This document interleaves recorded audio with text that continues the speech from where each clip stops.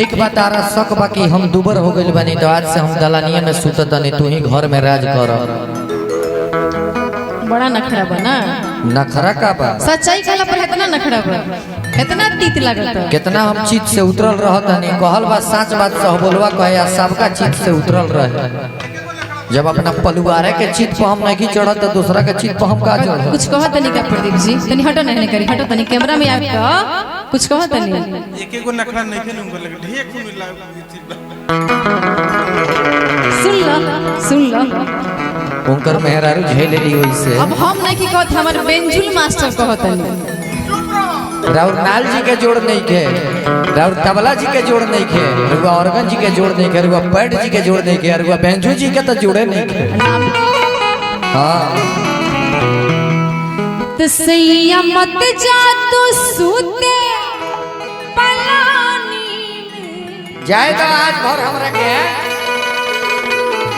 ज्यादा नखरा मत दिखाओ ठीक बा नु जब हम दिखावे लगे न तब बुझाई असैया मत जा तो सूते पलानी में अगिया लागल बा हमरी जवानी में अगिया लागल बा हमरी जवानी में सैया मत जा तो सूते पलानी में सैया मत जा सैया मत जा तो सूते पलानी में अगिया लागल बा हमरी जवानी में अगिया लागल बा हमरी जवानी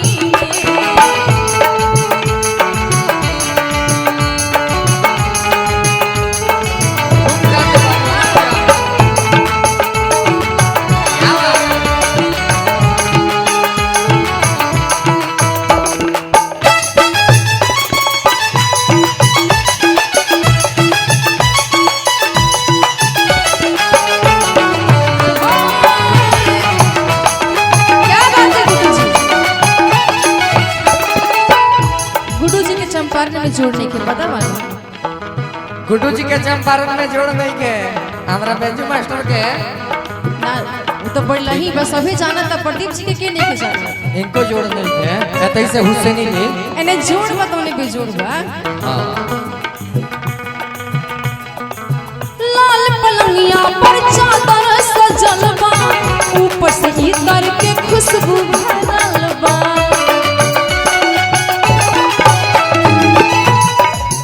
लाल पलंगिया पर चादर सजल बा ऊपर से इतर के खुशबू भरल बा जान चल जाए तोहरा नदानी में जान चल जाए तोहरा नदानी में अगिया लागल बा हमरी जवानी में अगिया लागल बा हमरी जवानी में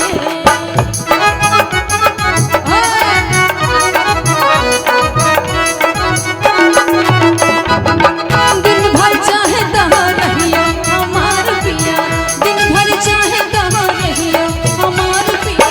दिन भर चाहे दहा रहिया हमार पिया दिन भर चाहे दहा रहिया हमार पिया रात के घरे चले अइहो हमार पिया रात के घरे चले अइहो हमार पिया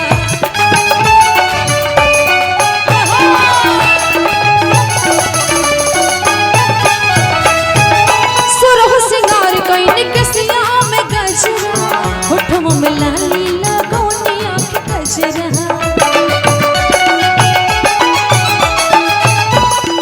हर ध्यान दूसरा से रहता है थोड़ी रहता गजरा मोहब्बत रनी। हां